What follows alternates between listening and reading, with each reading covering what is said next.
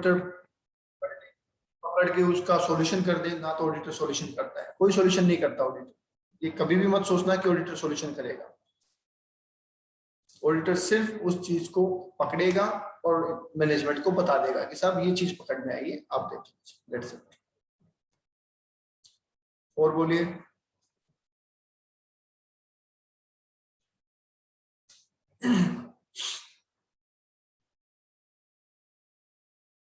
और कोई डाउट किसी का? बढ़िया है।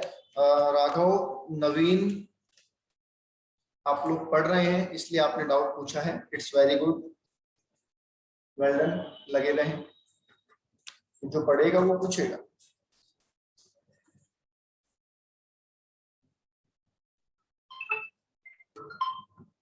नेक्स्ट आइए।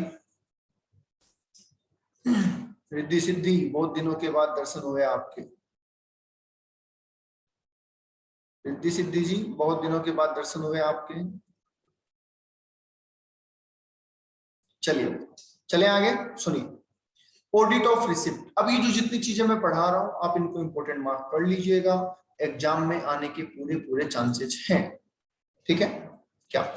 सर ऑडिट ऑफ रिसिप्ट, देखिए आपसे किसी भी चीज की, ये तो हमें यहाँ पे 2-3 एग्जांपल दे रखे हैं, एग्जाम में आपसे किसी भी चीज की ऑडिट पूछी जा सकती है। आपको बोलेगा सेल, कैश सेल को कैसे चेक करोगे आप, बेसिकली आपको ये पूछा जाएगा कि कैश सेल को चेक करना आप कैसे चेक करोगे, बताओ, बता सकते हैं क्या आप? कि भैया आपको कैश सेल के ट्रांजेक्शन चेक करने हैं, आप कैसे चेक करोगे कि कैश सेल के ट्रांजेक्शन सही हुए या नहीं? सर उसके बिल देखेंगे अपन। और तो इंटरनल कंट्रोल देखेंगे। और कैसे अकाउंटिंग ट्रीटमेंट है। ठीक है। और सर और कोई बैंक स्टेटमेंट देखेंगे, ओके। कैश सेल्स में बैंक स्टेटमेंट, हाँ ठीक है, अगर बैंक से पैसा आया तो देख लेंगे, ठीक है। कैश सेल का मतलब सिर्फ कैश नहीं होता, बैंक भी होता है, ठीक है, सही है। और चलिए ठीक है, अच्छा, वेरी गुड। अगर आपको बोला जाए कि कैश परचेज का देखना हो तो भी आपको बताना पड़ेगा। अगर आपको मैं कह दूं कि मैंने कोई खर्चे किए, उन खर्चों का ऑडिट करना आपको, तो आप क्या चेक करेंगे कि खर्चा किस चीज पे हुआ, उस चीज की रिक्वायरमेंट थी क्या, वो जो एक्सपेंसेस है वो रिलेटेड पार्टी से हुआ है या नहीं हुआ है, उसका पेमेंट कैश में हुआ है या चेक में हुआ है, ठीक है, उसके लिए कोटेशन ली गई थी या नहीं ली गई थी, जिस आदमी ने खर्चा किया वो तो करने के लिए अथोराइज था या नहीं था, बताओ कैसी चीज देखेंगे आप? यस और नो? Yes sir. चलिए प्राची से पूछते हैं, प्राची झालानी, प्राची झालानी आपसे पूछ रहे हैं बेटा, अगर आपको ये बोल दिया जाए कि आपके ऑर्गेनाइजेशन में क्रेडिट सेल की ऑडिट करनी है, कैसे करोगे क्रेडिट सेल?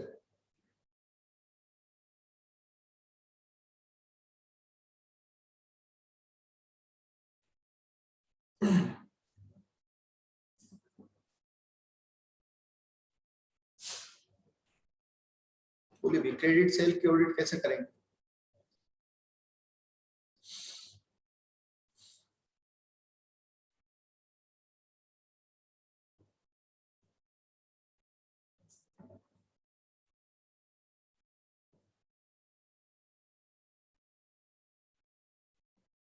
प्राची,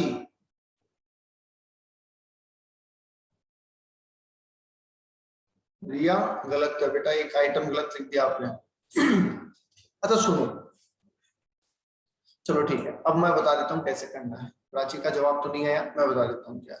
सुनिए, ऐसे आप कितने ट्रांजेक्शन याद कर लोगे? Receipt, payment, case purchase, credit purchase, cash cell, credit sale, expenditure वगैरह वगैरह, बहुत से ट्रांजेक्शन हो सकते हैं और आप इनको याद नहीं कर पाओगे। तो इनको याद करने का सबसे आसान तरीका, मुझे एक बात बताओ, अगर आप क्रेडिट सेल करते हैं, ठीक है, तो कौन कौन से अकाउंट्स इफेक्ट करते हैं या यूं कहें कौन कौन से डॉक्यूमेंट जनरेट होते हैं, बताइए। क्या सेल्स बिल जनरेट होगा? क्या सेल रजिस्टर में एंट्री होगी? क्या स्टॉक रजिस्टर में फर्क आएगा? क्या डेटर्स अकाउंट्स इफेक्ट होगा? समझ रहे? ठीक है। और सेल रिकॉर्ड जो है जो, ठीक है, जो फाइनेंशियल स्टेटमेंट आपने बनाए हैं उनमें इफेक्ट आएगा प्रॉफिट निकालने पे, ये सारी चीजें होंगी। ठीक है, क्रेडिट पीरियड आपने क्या रखा हुआ है, बहुत सारी चीजें हैं। ठीक है, collection of cash, collection from debtor कैसे होता है, ये सारी चीजें इफेक्ट होगी। इन चीजों को लिखते जाइए कि आप इनको चेक कैसे करेंगे। आप कहिए कि सर हम सेल रजिस्टर और सेल के जो बिल है उनको आपस में मैच करेंगे, कर सकते हैं? सेल रजिस्टर और सेल बिल को मैच किया जा सकता है। यस, हम डेटर की कंफर्मेशन मंगा लेंगे कि भैया हम आपके इतने पैसे मांगते हैं, बोलो सही है या नहीं है। हाँ जी, जो माल बेचा गया उसकी रेट जो लगाई गई है, कहीं ऐसा नहीं है कि अपने जान पहचान वालों को सस्ते में बेच दिया। ठीक है, तो उसके लिए हम रेट चेक कर लेंगे, क्वांटिटी चेक कर लेंगे, स्टॉक चेक कर लेंगे। समझ पा रहे हैं? तो इस तरीके से आप 6-7 पॉइंट बना दीजिए। दूसरा आप ये बना सकते कि कैश सेल का सिस्टम क्या है कंपनी का, क्या वो कैश सेल्स करती है, क्या वो क्रेडिट सेल करती है, क्रेडिट सेल करती है तो कितने टाइम में पेमेंट आना चाहिए। इस तरीके से आपको 5 से 6 पॉइंट बना देने हैं। क्या किसी भी ट्रांजेक्शन से रिलेटेड आप 5-6 पॉइंट बना सकते हैं?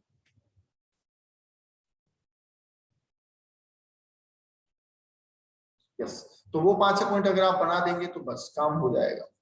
सारी चीजें आप याद नहीं कर पाएंगे तो यहाँ पे आपको अपना आईक्यू यूज करना पड़ेगा और आंसर बनाने पड़ेंगे। एग्जाम्पल के तौर पे 2 मैंने यहाँ पे दिए हैं आपको। ठीक है, तो 2 आपको मैं दिखा रहा हूँ। क्या देखिए, सबसे पहले केस सेल्स की बात बताई गई, इससे रिलेटेड इंटरनल कंट्रोल क्या बना हुआ है, मतलब जब हम माल बेचते हैं तो पैसा आता है, उस पैसे का क्या करते हैं? क्या हम तुरंत बैंक में जमा करवा देते हैं? क्या हम कैश अपने पास रखते हैं? ठीक है, क्या वो कैश किसी अथॉरिटी के अंडर में रहता है? इस तरीके से आपको इंटरनल कंट्रोल सिस्टम चेक करना है। राइट, ये पॉइंट आप हर चीज में लगा सकते हैं कि इस चीज से रिलेटेड इंटरनल कंट्रोल देखेंगे। राइट, ठीक है।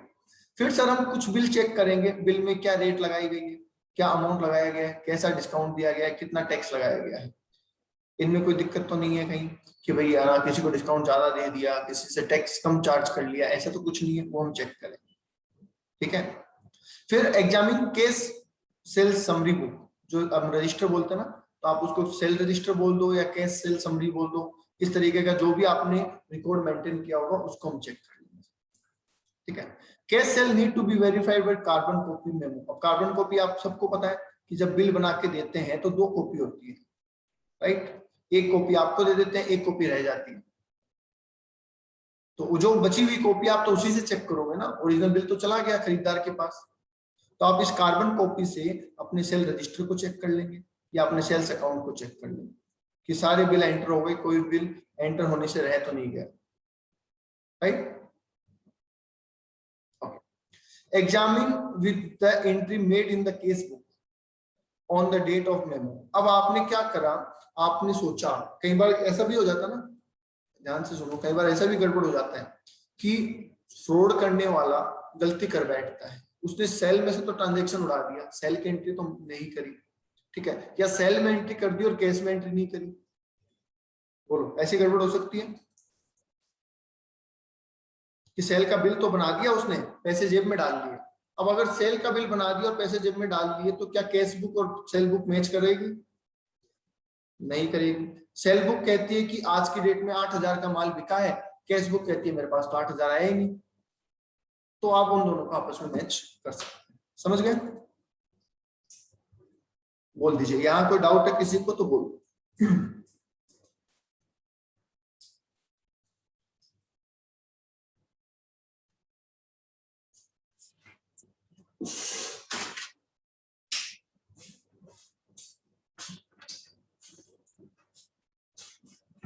डाउट नहीं है किसी को भी? चल आगे देखते हैं। नेक्स्ट क्या है, ऑडिट ऑफ एक्सपेंसेस। अब एक्सपेंसेस कई तरीके के हो सकते हैं, वो जनरल रूटीन एक्सपेंसेस हो सकते हैं, बड़े एक्सपेंसेस कैपिटल नेचर के हो सकते हैं। तो आपको क्या बोला गया है, payment of acquisition of asset. अगर आपने कोई नई एसेट खरीदी है उसके रिगार्डिंग आप कैसे ऑडिट करेंगे, तो payment of acquisition asset should be proper authorisation.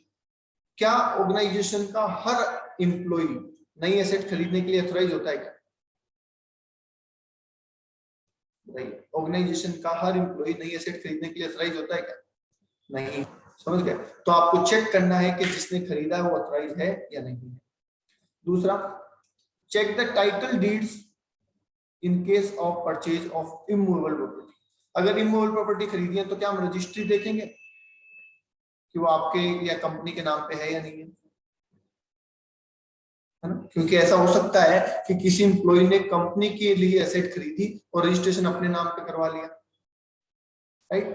तो वो आप वेरीफाई करेंगे। Auditor should also verify the existence पता करना। कंपनी कहती है कि भाई हमारे पास एक प्लॉट पड़ा है, उस प्लॉट की वैल्यू 2 करोड़ रुपए है। आपने कहा भैया प्लॉट पड़ा तो है क्या, देख के तो आए। तो आप उस जगह जाके देख के आएंगे कि अच्छा ये प्लॉट पड़ा हुआ है या नहीं। पता चला वहां तो जगह ही नहीं है, जमीन ही नहीं है, किसी और का घर बना हुआ है जहाँ पे कंपनी बता रही है। हो सकता है सर? यस। तो ये सब चीजें आपको वेरीफाई करनी होगी रिगार्डिंग एक्विजिशन ऑफ एसेट। बोलिए, क्लियर है?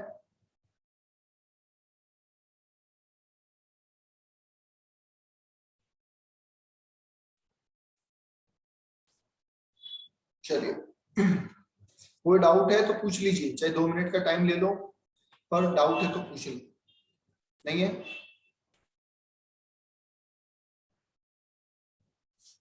चलो अच्छी बात है, नहीं है तो चलते हैं। सुनिए, अब आइए verification of asset and liability. मैंने कल आपको बताया था कि जब हम एक्सपेंसेस की बात कर रहे होते हैं तो हम वाउचिंग कर रहे होते हैं, और जब हम असेट एंड लायबिलिटी की बात कर रहे होते हैं तो हम वेरिफिकेशन कर रहे होते हैं, राइट?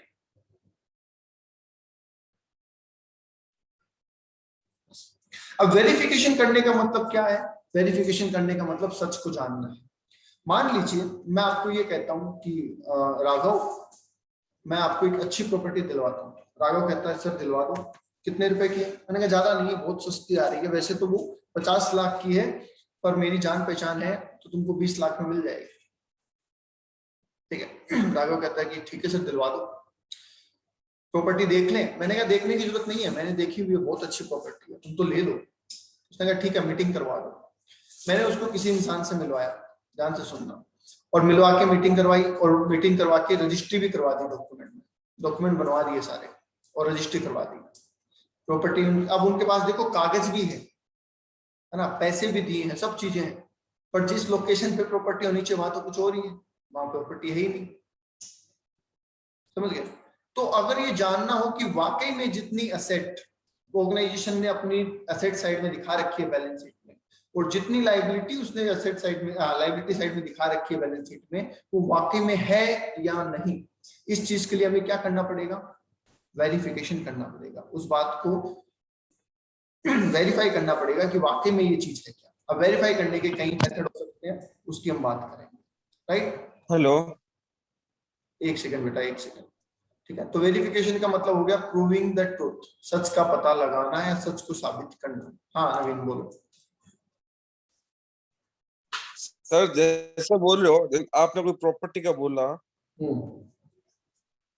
वहाँ प्रॉपर्टी नहीं है, वहाँ कुछ और ही है, तो सर वो रजिस्ट्री होती कैसे है सर? वो चीज तो है नहीं, अपन वो लिखते रजिस्ट्री में ये है कि ये चीजें हैं, वो चीजें हैं, कैसे क्यों है ऐसे सर? अरे भाई साहब, ये दुनिया है, इसमें कुछ भी हो सकता है। एक प्रॉपर्टी की रजिस्ट्री 5-5, 7-7 लोगों को भी करवा दी जाती है। आप तो बात कर रहे हो एक चीज की। वही तो सर पूछ रहा हूँ, ये ऐसे क्यों होता है सर? क्यों नहीं, कैसे होगा बताओ? देखिए रजिस्ट्री तो कैसे होती है, आप रजिस्ट्रार ऑफिस जाते हैं, है ना? रजिस्ट्रार ऑफिस में आपको एक हाँ फोटो सर। देनी होती है उस जगह की, उस जमीन की फोटो देनी होती है। उसके अलावा खरीदने वाले का वो जो डॉक्यूमेंट्स होते हैं वो, और बेचने वाले के डॉक्यूमेंट्स होते हैं वो, इन दोनों को मिला के वकील एक एग्रीमेंट बनाता है कि भैया ये फर्स्ट पार्टी है, ये सेकंड पार्टी है, इन्होंने अपनी इतनी जमीन जिसकी एक्स उत्तर में ये है, पूर्व में ये, पश्चिम में, दक्षिण में, ऐसी लोकेशन बता देते हैं, साइज बता देते हैं, ये ऐसी ऐसी जमीन है और ये इनको इतने रुपए में बेच रहे हैं साहब। जिसका पेमेंट इन्होंने कैसे किया वो लिख देते हैं। आगे फ्यूचर में किसकी क्या जिम्मेदारी होगी, इसका कोई हक नहीं होगा, इसका कोई नहीं होगा, ऐसे वो सारी टर्म्स एंड कंडीशन लिख देते हैं। और लिख के वो एग्रीमेंट दोनों के केवाईसी मतलब कि जो बेसिक आधार कार्ड पैन कार्ड वगैरह है वो और पेमेंट की डिटेल वगैरह ये सबमिट कर देते हैं रजिस्ट्रार ऑफिस में, राइट। अब रजिस्ट्रार ऑफिस कभी भी वहां जाके देखता नहीं है कि जिस प्रॉपर्टी की रजिस्ट्री हो रही है वो प्रॉपर्टी वहां है क्या, ये रजिस्ट्रार कभी नहीं देखता, समझ गए। सारा काम डॉक्यूमेंट पे हो रहा है, तो डॉक्यूमेंट पे हो रहा है तो बस ठीक है, हो गया काम, कहाँ दिक्कत है बताओ। नहीं सर, जैसे बोल रहे सर, जैसे जैसे अपना कहीं घर है, ठीक है, अपने नाम पे है, हम्म अपन ने किसी और को सेल किया, ठीक है, हम्म सर उसने भी किसी और को सेल किया, उसने दूसरा उठा के वो कागज वहां पे सेट कर दिए, तो ऐसे हम्म कैसे करते हैं? जैसे सर, क्या कर दिया जैसे उसने? कागज कहीं और के दिखा देते हैं, जमीन कहीं और होती है, हम्म कागज किसी और के होता है, उस वो दूसरी जमीन का कागज बता के बेच देते हैं कागज को, वो अरे ऐसे तो करते हैं। समझे नहीं, जमीन में जो खाली जमीनें पड़ी होती है ना उनके आसपास कोई हाँ लैंडमार्क होता नहीं है, वो बस इतना लिखा होता है बाईं तरफ खाली प्लॉट है, दाईं तरफ खाली प्लॉट है, आगे सड़क है, पीछे सड़क है। अब ये तो आप कहीं जगह मिल जाएगी कॉमन चीजें, नहीं समझे? तो सर समझ गया सर, तो भी सर ये मुकदमा चलता है, कितने टाइम तक चलता है? तो सर रहते हैं इनका ऐसे कुछ से नहीं, लीगली करना चाहिए ना सर काम। तो लीगली तो है काम तो, समझे नहीं, फ्रॉड ऐसे होना करने वाले। चाहिए सर, जो रजिस्ट्री करा दी बस वो उसके नाम ही रहेगी, जो बेचेगा तो वो एकदम चेक करके ही बेचेगी। ऐसे सर मिडिल आदमी तो मर जाए सर, जिसके पास हुआ तो। मरते ही हैं लोग, भाई एक प्रॉपर्टी दो लोगों को बेच दी, अब जिसने बेची वो तो चला गया, वो तो पैसे लेके मजे कर रहे हैं। अब जो दोनों लोग हैं वो दोनों वहां पे पहुंचेंगे, ये मेरी है ये मेरी है, दोनों आपस में केस हाँ मुकदमा सर, करेंगे, और जो भाग गया उस पर केस कर देंगे और चलता रहेगा केस, क्या होगा।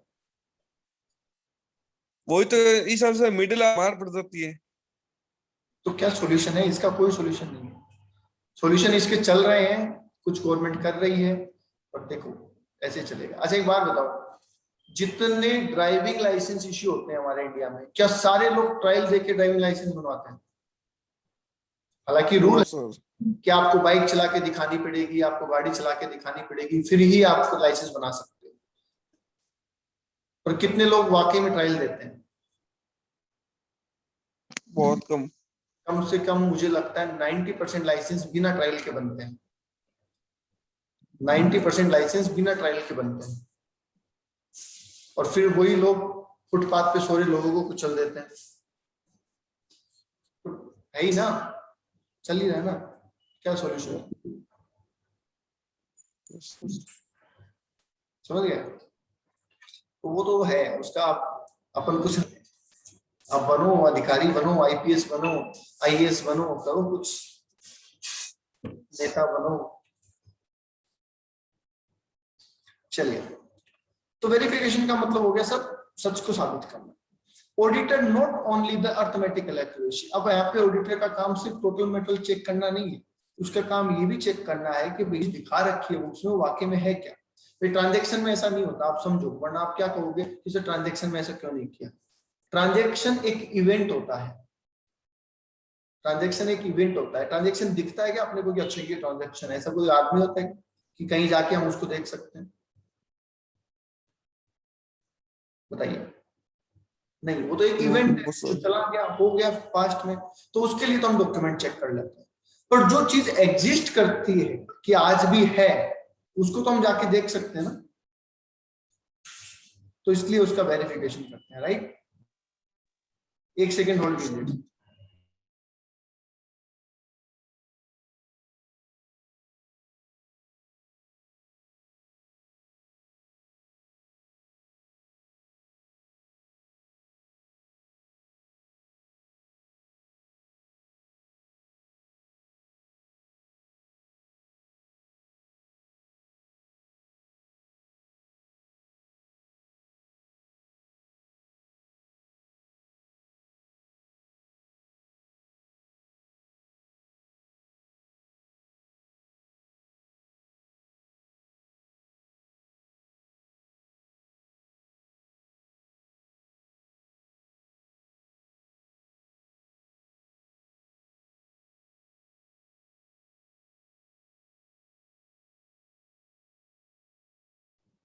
हाँ जी, क्लियर है।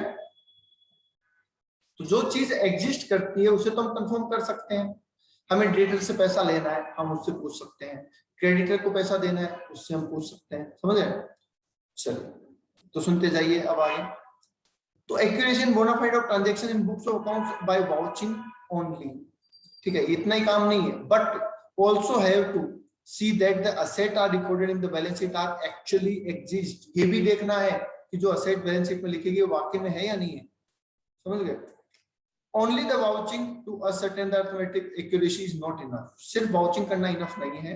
अब जैसे वाउचिंग का मतलब यहाँ पे क्या है वो भी सुन लीजिए, है ना। बैलेंस शीट में लिखा हुआ है कि आपके पास प्लॉट है, वाउचिंग का मतलब क्या होगा कि मैंने इस प्लॉट की रजिस्ट्री देख ली है। रजिस्ट्री देखना वाउचिंग है क्या? अगर मैं इस प्लॉट की रजिस्ट्री देख लूं तो क्या वो वाउचिंग हो जाएगा? सपोर्टिंग डॉक्यूमेंट चेक करना हो जाएगा। हाँ, जिस दिन खरीदा था या बेचा था उस दिन का बैंक स्टेटमेंट देख लूं, क्या इसको मैं वाउचिंग कह सकता हूँ? हाँ, कह सकते हैं। तो सपोर्टिंग डॉक्यूमेंट चेक करना इनफ नहीं है, आपको ये भी चेक करना जरूरी है कि वो वाकई में एग्जिस्ट करती है या नहीं करती। ऐसा मैंने सत्यम का एग्जांपल दिया था, याद है? एक दिन एक सत्यम घोटाले का एग्जांपल दिया था, आपको याद है या नहीं है? डिमांड ड्राफ्ट वाला, याद है क्या? डिमांड ड्राफ्ट का एग्जांपल दिया था कि भाई आपने एक डिमांड ड्राफ्ट बनाया और बाद में आपने उसको क्या कर दिया, बैंक में इन्फॉर्म किया कि हमारा डिमांड ड्राफ्ट खो गया है, तो आपने इसकी जगह डुप्लीकेट डिमांड ड्राफ्ट बनाया। Duplicate, right? वैलिड कौन सा है? डुप्लीकेट बनाने के बाद वैलिड कौन सा है, ओरिजिनल वाला या डुप्लीकेट वाला, या दोनों? बताइए,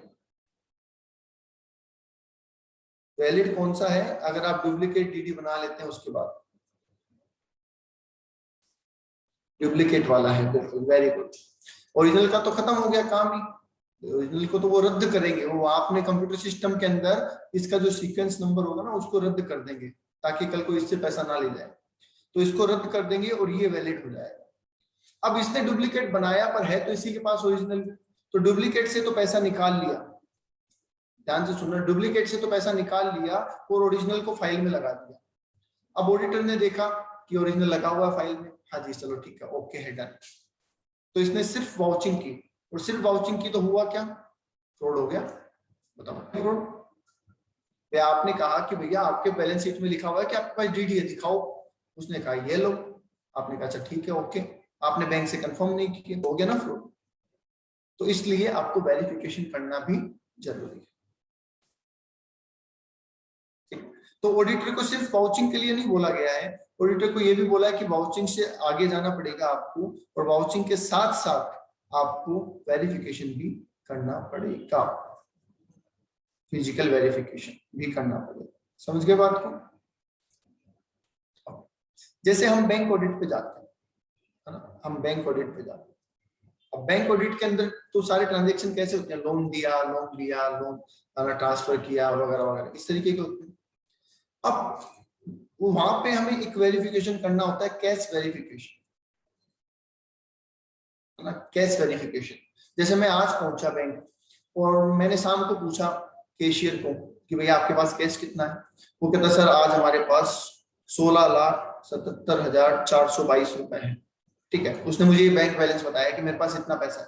मैं कहूंगा दिखाओ, ठीक है, तो वो मुझे अपने अंदर ले जाएगा लॉकर रूम में और मुझे पूरा कैश दिखाएगा।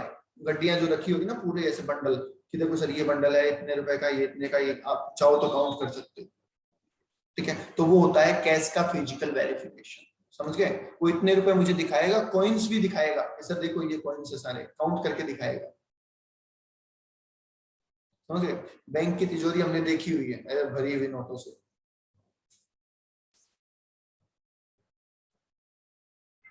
समझ गए? तो होता है फिजिकल वेरिफिकेशन। अब शॉर्ट में बता दिया वापस से, तो वापस से सुन लो कि भैया वेरिफिकेशन क्या है, दोबारा सुन लो। वेरिफिकेशन का मतलब है किसी भी एसेट और लायबिलिटी के बारे में ये बातें चेक करना। क्या चेक करना?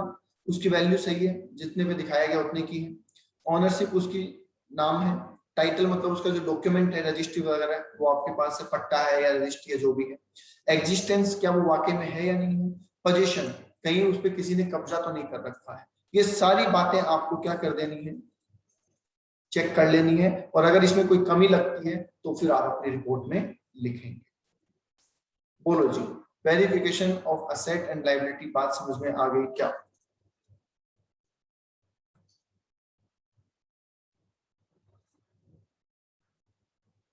मैंने आपको बिल्कुल आसान शब्दों में समझा दिया।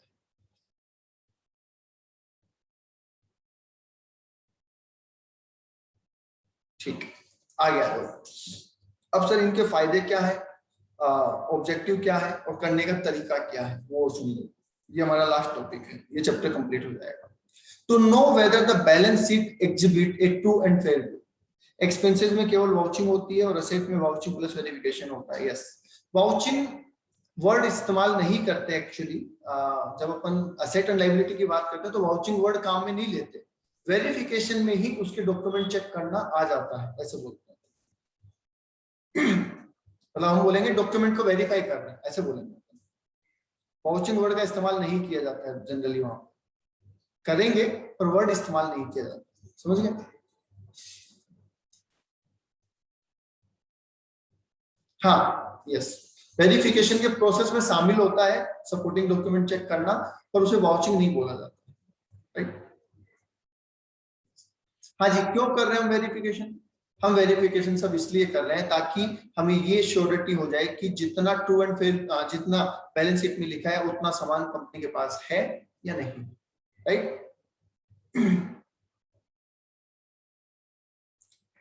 दूसरा, जो असेट कंपनी बता रही है वो एग्जिस्ट करती भी है या नहीं करती है, ठीक है? होता क्या है सुनिए, ये बैलेंस शीट है, ध्यान से सुनना, ये बैलेंस शीट है। मैंने कंपनी से 10 लाख रुपए उठा लिए, ध्यान से सुनना, मैंने कंपनी से 10 लाख रुपए कैश निकाल लिए, क्या बैलेंस शीट के टोटल में गड़बड़ आ जाएगी?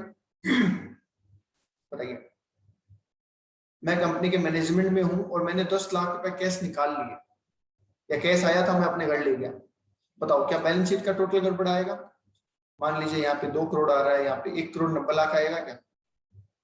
क्योंकि एंट्री तो हुई नहीं है, गड़बड़ आएगा ना। अच्छा, तो मैंने सोचा यार इस गड़बड़ को ठीक तो करना पड़ेगा, तो मैंने जो डेटर्स लिखा था ना वो 10 लाख था और मैंने उसको कितना कर दिया, 20 लाख कर दिया। अब बताओ बैलेंस शीट मैच हो जाएगी? हाँ, तो इसलिए हमें वेरीफाई करना है कि वाकई में भैया इतने रुपए मांगते तो थे हम लोगों को।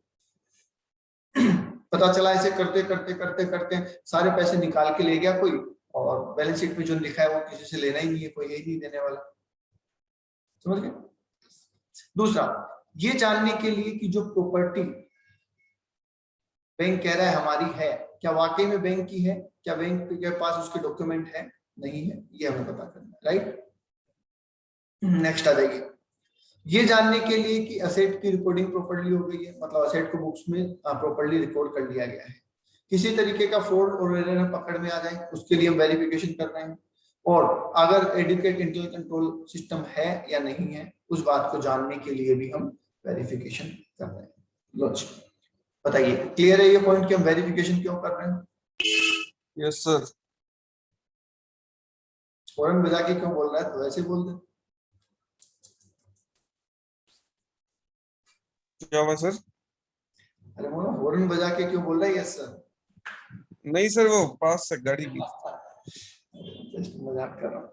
वेरिफिकेशन में डेप्थ ऑडिटिंग होती है, बोल सकते हैं वेरिफिकेशन में डेप्थ जांच होती है सर। जैसे क्वेश्चन है सर, इससे रिलेटेड है नहीं है सर, जैसे ना, जैसा कोई अपना दुश्मन है, अच्छा, ठीक है, और सर जैसे अपने अपने इनकम टैक्स में सर वो देता है कि ना सर, जैसे नवीन राठी के सर अकाउंट में सर 3 करोड़ रुपए फर्जी के पड़े हैं, मतलब ऐसी मतलब कुछ लिख के देते हैं, तो सर उसमें आईटीआर क्या सर एकदम अच्छे चेकिंग करेगी नहीं करेगी? जैसे सर 100% चेकिंग 100% चेक करेगी, और सर जैसे समझ लो नवीन राठी के अकाउंट में कभी 3 लाख से ऊपर अकाउंट ऊपर रुपए गए ही नहीं, ठीक है, और नवीन कुमार राठी दूसरा एक और है, उसके अकाउंट में से 3 करोड़ रुपए, अपने अकाउंट में 3 लाख रुपए ही है, तो सर वो मेरे पे भी इम्पैक्ट पड़ेगा क्या सर उसका? नहीं नहीं नहीं नहीं, उससे थोड़ी है। देखो क्या है आप जो कहना चाह रहे हैं, मुझे जो समझ में आया कि भाई नवीन मेरा दुश्मन है ना, और मुझे पता है कि नवीन की कहीं प्रॉपर्टी है, एक्चुअली बैंक वगैरह का नहीं होता, प्रॉपर्टी का होता है। आप ब्लैक मनी बैंक में थोड़ी रखते हो। हाँ सर। मुझे बता, कोई ब्लैक मनी बैंक में थोड़ी रखेगा, बेवकूफ नो है। सर। तो मेरे को ये पता है कि हाँ नवीन के पास एक फार्म हाउस है, और बहुत बड़ा फार्म हाउस है, उतना टैक्स वो भरता नहीं है, मुझे पता है। तो मैंने इनकम टैक्स में एक पर्ची लिखी कि भैया नवीन सन ऑफ दिस, एंड उसका एड्रेस ये है, और उसके पास एक इतना बड़ा फार्म हाउस है, फार्म हाउस का एड्रेस ये है, और वो उसके पास 2 नंबर का पैसा है या ब्लैक मनी है, ऐसा आप लिख के मैंने वो पर्ची दे दी इनकम टैक्स में। Okay sir. और वहां पे कार्रवाई होगी या नहीं होगी, यही जानना चाह रहे हैं आप? हाँ सर। यस, डेफिनेटली कार्रवाई होगी। वहां से ऐसा नहीं है कि आप वो पर्ची मैंने दे दी, वहां से गाड़ी भर के निकलेंगे, वहां पे जाके रेड मार देंगे, ऐसा नहीं होता। वहां से एक इंस्पेक्टर जाएगा, उसको रेकी करने के लिए भेजा जाएगा। रेकी करने का मतलब होता है सिविल रेस में बिना किसी से मिले जुले, वो सीधा जाएंगे, पता करेंगे, आसपास वालों से पूछेंगे, अगर यार भाई ये अच्छा बनाया यार फार्म हाउस, तो किसका है, इस तरीके से, मतलब है ना, फार्म हाउस के बारे में हाँ। चाहे पूछ लिया कि यार फार्म हाउस तो बहुत जोरदार है, किसका है, तो बोलेगा साहब ये तो नवीन जी का है। बोले यार बहुत पैसे वाले लगते हैं, तो चाय वाला जनरली बता देते हैं कि हाँ सर बहुत पैसे वाले आदमी है ये वो, समझ गए? तो उससे वो पक्का हो जाएगा कि अच्छा प्रॉपर्टी उसी की है, समझ रहे हैं? फिर वो आपकी प्रोफाइल चेक करेंगे क्या आप रिटर्न कितनी फाइल करते हैं, क्या फाइल करते हैं, उससे वो चीज मैच होती है नहीं होती, उसके बाद कार्रवाई। पर होता है डेफिनेटली।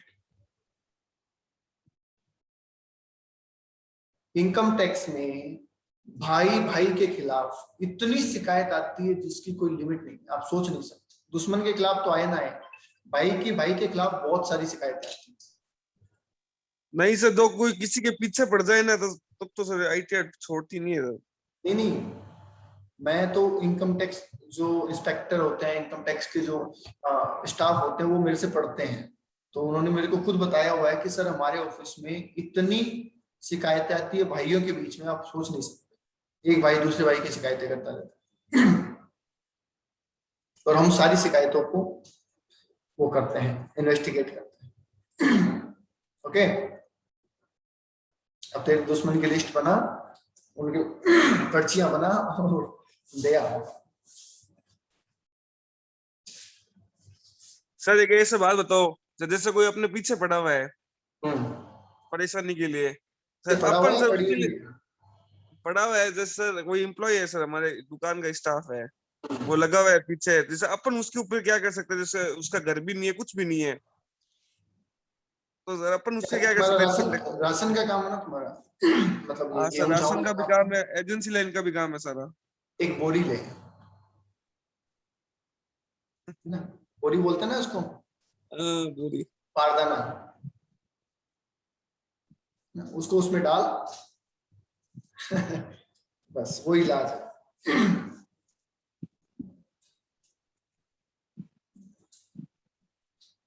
यार पीछे कोई पड़ा, क्या करोगे बताओ? अगर आपने कुछ गलत नहीं किया तो वैसे कुछ करने की जरूरत नहीं है, और अगर आपको लगता है कि हाँ थोड़ा बहुत करते तो ही मैनिपुलेशन, तो अपन सभी करते हैं, कोई बात नहीं, तो या तो उसको समझाओ, नहीं समझाए तो दूसरे तरीके से समझाओ, समझ गया? नहीं सर, मैं तो पूछ रहा हूँ, जैसे सर एक दो बार मैंने डॉक्यूमेंट देखे तो मैं आपसे पूछ रहा हूँ कैसे होते हैं सर। अब यार डिपेंड करता है ना, वो आपके बारे में क्या जानता है, वो आपका क्या बिगाड़ सकता है, उसका क्या पावर, वो तो उस चीजों में चला गया, उसका ऐसा कुछ नहीं हो सकता, समझ गए?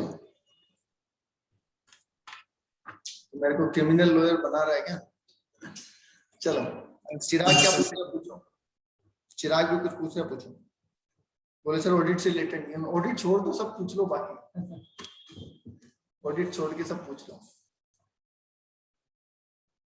सब क्रिप्टो करेंसी पे कौन सा टैक्स लगता है? देखो क्रिप्टो करेंसी को वैसे तो गवर्नमेंट ने रोक ही रखा है, बैन ही कर रखा है गवर्नमेंट ने कि उसमें ट्रेडिंग करनी ही नहीं है आपको, और करोगे और इनकम कमाओगे तो टैक्स, तो इनकम टैक्स लगेगा ही लगेगा, सोचना ही नहीं। इनकम टैक्स तो डेफिनेटली लगेगा, अगर आपने पैसा कमाया तो इनकम टैक्स लगेगा, क्योंकि पहले चैप्टर में पढ़ाया था ना, इनकम कैन बी लीगल और इलीगल। तो जिस काम के लिए गवर्नमेंट मना करती है वो आप करते हैं तो इलीगल बिजनेस है, पर है तो है, इनकम टैक्स तो लगेगा लगेगा, ठीक है। बाकी जो जुडिशियल कार्रवाई होगी वो अलग से होगी। चलिए 30% लगता है ना इस पर? हाँ 30% से मतलब नहीं, और डिपेंड करेगा किस तरीके का ट्रांजेक्शन है। अगर बिजनेस नेचर का हुआ तो बिजनेस इनकम में जाएगा, नॉर्मल रेट में जाएगा। कैजुअल हुआ तो कैजुअल में जाएगा। अगर सर मान लो अपन जैसे शॉर्ट टर्म ट्रेडिंग करते हैं मतलब इंट्राडे, तो वो बिजनेस में आएगा या शॉर्ट टर्म स्पेकुलेशन में आएगा? Business, speculation business. इंट्राडे करते हो तो स्पेकुलेशन बिजनेस। और सर ये हालांकि इसमें जो लीगल रेस्ट्रिक्शंस गवर्नमेंट ने लगाई है उसके हिसाब से कुछ अलग भी हो सकता है। जैसे मान लो रेस्ट्रिक्शन लगाते टाइम उन्होंने कह दिया कि भैया इसको हम ब्लैक मनी मानेंगे या इस पे स्पेशल टैक्स लगाएंगे, वो एक अलग मैटर है, उसके लिए मैं भी कुछ नहीं कह रहा हूँ।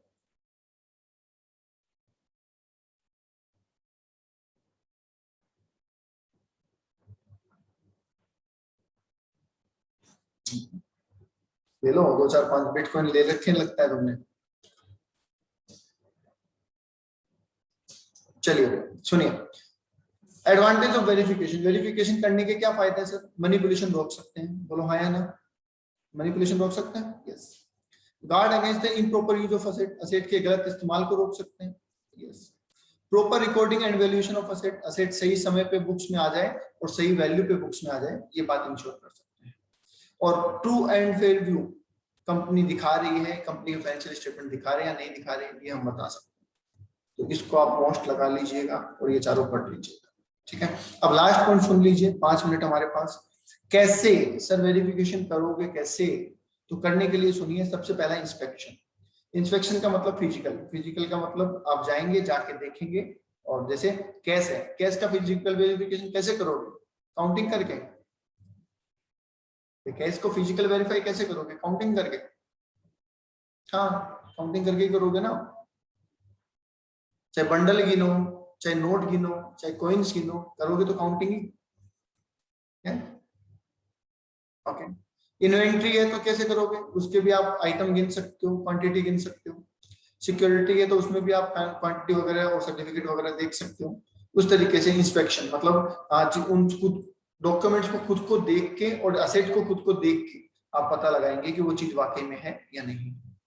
ऑब्जर्वेशन, ऑडिटर में observe the inspection of asset done by other, दूसरे लोगों का इंस्पेक्शन देखते हैं। जैसे कि वैल्यूएशन ऑफिसर होता है, अगर आपको पता हो तो, होता है क्या? वैल्यूएशन ऑफिसर का नाम सुना है? यस।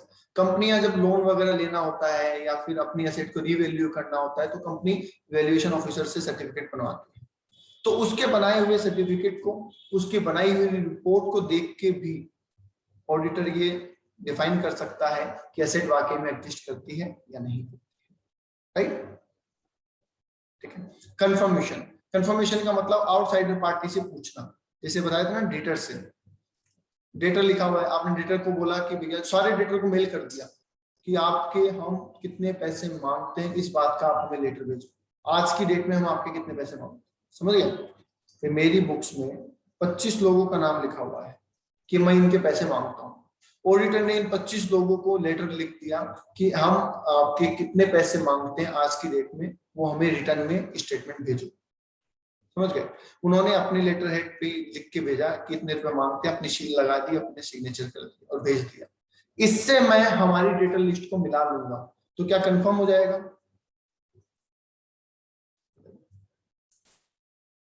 कंफर्म हो जाएगा, यस।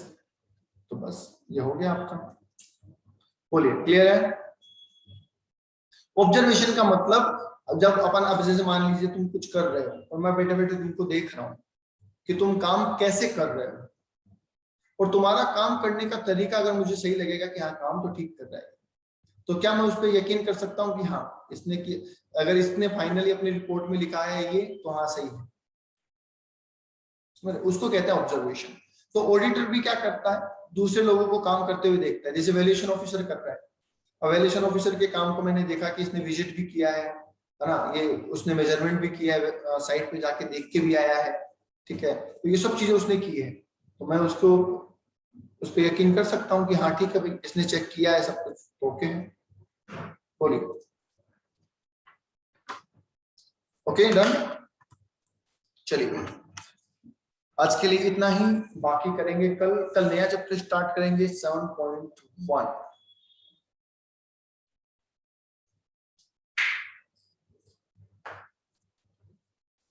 चलो थैंक यू। अभी क्लास है ना आपकी, आगे नेक्स्ट क्लास है,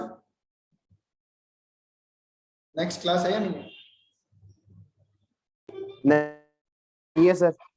चलिए ओके।